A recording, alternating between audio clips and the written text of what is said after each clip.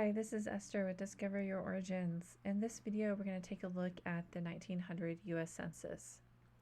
So it had been 110 years since the first census of 1790, and the 1900 census returned to the same format that many of the previous other censuses had used, where information was gathered and written and recorded in rows rather than columns. And the columns was used in the 1890 census, so they only did that one time. The Census Bureau was formed shortly after the 1900 census was completed, and it became a permanent government agency under the U.S. Department of Commerce and Labor. The purpose of that was to help reduce duplication of work across multiple government departments.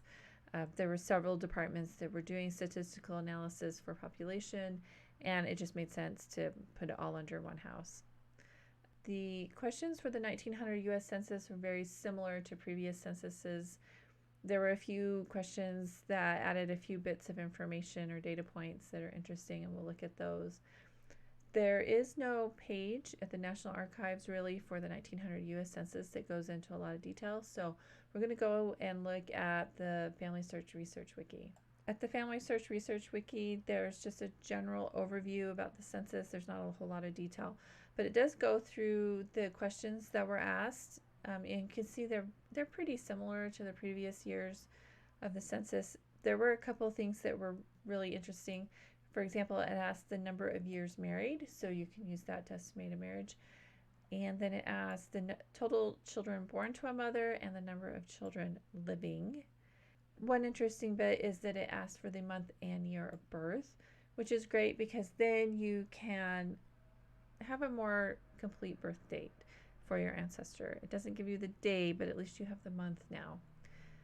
It asks several questions related to immigration. So it asks if you were foreign born, the year of your immigration, the number of years in the U.S., your citizenship status, whether you could read or write, whether you lived in owned or rented home, whether the home was a farm, whether it was mortgaged, that kind of thing. So this census can help you identify the month of birth, can help you identify the year of marriage, and it can help you determine year of immigration. And the year of immigration is extremely useful. If your ancestor was an immigrant, you can then go and look for immigration paperwork, and knowing the year can really help narrow down what to look for. According to the Family Search Research Wiki, there are no missing states.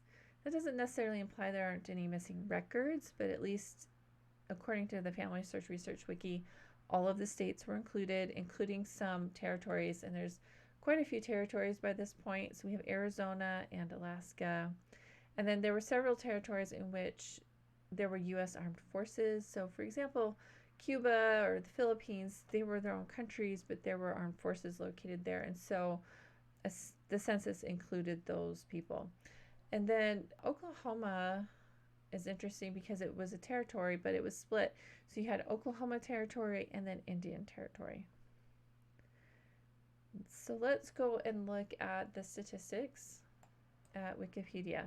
So Wikipedia, which they've gotten their information from the Census Bureau and the National Archives, but I like how Wikipedia just condenses it and summarizes it for you.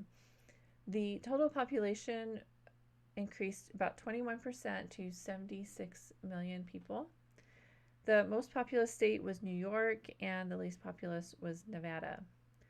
And now New York City was interesting because it more than doubled in size, and the reason is because Brooklyn became a part of New York City. So New York City was the first to record a population growth of over 3 million people. And you also have to keep in mind that New York City was beginning to experience a large influx of people coming in to New York Harbor and Ellis Island, and so there was a lot of people coming into New York, and so that kind of explains why there's so many people there.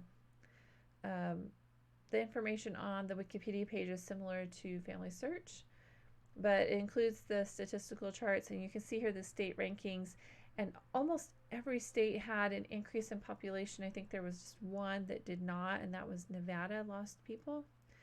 And then the city rankings here has the statistical information as well. So if you're interested in that, be sure to check that page out. Now let's go and look at a person in the 1900 census. So this is John Henry Eaton. He was born the 16th of March, 1882, and he died the 16th of April, 1956, born and died in Alabama. John Henry Eaton was the son of William Jasper Eaton and Rhoda Emily Van Pelt. He had a younger sister named Willie Ann who died when she was about 1 year old. So he was the only child of this couple together. But William Jasper remarries. His wife, Rhoda, dies in 1886, not long after Willie Ann died. So William Jasper remarried to Maria Hannah Smith, and they had several children together. So John Henry had 7 step-siblings with this relationship, and then his mother, Rhoda, actually had a child previous to marrying William Jasper, so he had another step-sibling. So he had 8 step-siblings. So a large family. So let's go back to John Henry's page and take a little bit closer look. John Henry marries Hautie Lou Smith the 30th of July, 1899 in Lawrence County, Tennessee. And one thing you have to know about this area of Alabama, the Alabama-Tennessee border area, is that the people, especially in Lauderdale County and Lawrence County, went back and forth a lot. So even John Henry's father married Rhoda in Lawrence County, Tennessee. So there's a lot of connections there that we haven't quite worked out. But we know that John Henry and Hautie Lou married in Lawrence County in 1899. Now, Hautie Lou is the niece of Maria Smith. So they were related. And so you can just kind of see in this area, there's a lot of people that are related to each other or have connections because of extended family relationships, and this was certainly one of those cases. And then John Henry and Hautie Lou had 6 children. They had 4 boys and 2 girls. So we should see John Henry and Hautie Lou in the 1900 U.S. Census, and they were married in 1899 in July, and the census was recorded in June of 1900. So let's go and look and see what that looks like. And we're going to go to Ancestry to look at it.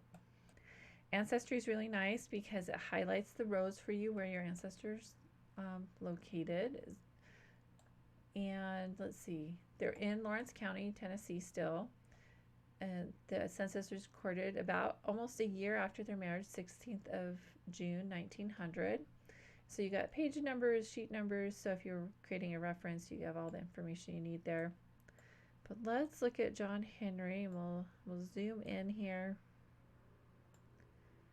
So John Henry, or John H. Eaton, and Hautie is spelled Haughty. And he's listed as the head of household, and he was listed as the head of household, and we have his birth year of March 1882. And if you hover over some of these spaces, Ancestry will have a little flyout because these have all been indexed, and so a lot of this has been kind of figured out, although sometimes the indexing is wrong, so you'll want to look carefully yourself, but it helps when you're looking at it here. And then Hautie is born May 1884. John is 18 years old and Hautie is 16. So that means when they got married, John was 17 and Hautie was 15. So they were very young. And they had been married about a year. And then this column about children born, they didn't have any children yet. So let's look at the birth locations. So this doesn't look like Alabama, but that's Alabama. So John Henry was born in Alabama. And it says his parents were both born in Tennessee, which is not 100% correct. So we're going to look at that a little bit closer. And then Hautie was born in Tennessee, and her parents were born in Tennessee. John was a day laborer. And it says that he had 0 months not employed. So that means he was employed. He could read and write and speak English, and he lived in a rented home, and that there was a question about farm or house, and this is an H, so he lived in a house. Okay. So it's always good to look at the people who are living next to your ancestor because Hautie's maiden name is Smith, and here they are living next to a person named Melinda, I think it's really Melinda Smith. And if we go back to the family search page and we'll look at Hautie's family, and her mother is Mary Melinda Smith. So, originally her maiden name was Powell, but she marries William Elsie Smith. And you can see there the children there that would be Hautie's siblings. And another thing to notice is William, Mary Melinda's husband, dies in 1897. So she's a widow with her children that are still living at home. So we have Rosa, Ella, and Newton, and David who are in the census. So let's look a little bit closer. So we have Melinda as the head of household, and she is listed as a widow with Rosa, Ella, Newton, and David still living at home. So it would make sense for John Henry and Hautie to be living next to Hautie's mother, just for additional support to that family. Now, I looked at other people listed on the census. You can see there's quite a bit of fading here. It's a little bit hard to read. I didn't see any other people listed that were necessarily immediate relatives. Luttrell is a family that is a collateral family line that marries in. So that person may be someone to look at a little bit closer. And if we go to the page before, there's another Smith here. And then I know the Hughes are related to the Van Pelts. So a possibility there for research with Rhoda Van Pelt's family. And you can see the condition of the census here. This is really unfortunate, pretty poor condition. We've got tape, and it's not clear if they wrote in ink or maybe their ink pen was running dry, or if it's pencil. And then we've got lots of torn pages, and so it's really unfortunate that these people who are listed lower on the census here are almost illegible. Thank goodness that family or ancestry has kind of some helps here. Now, one thing that can kind of help you read through some of this is that there are tools here, and you can invert the colors. And when you do that, it makes it much easier to read. Some of it is still pretty faint, so you can see here Land Troop, and that's a name that I've seen pretty frequently in the research I've done in some of these southern families.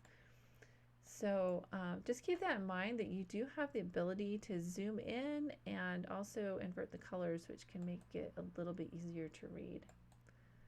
All right, and the similar tools available on Family Search if that's your database of choice.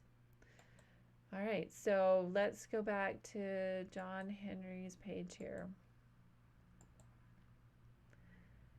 All right, so 1900, it confirms the marriage year for John Henry, and Hautie Lou confirms their birth dates.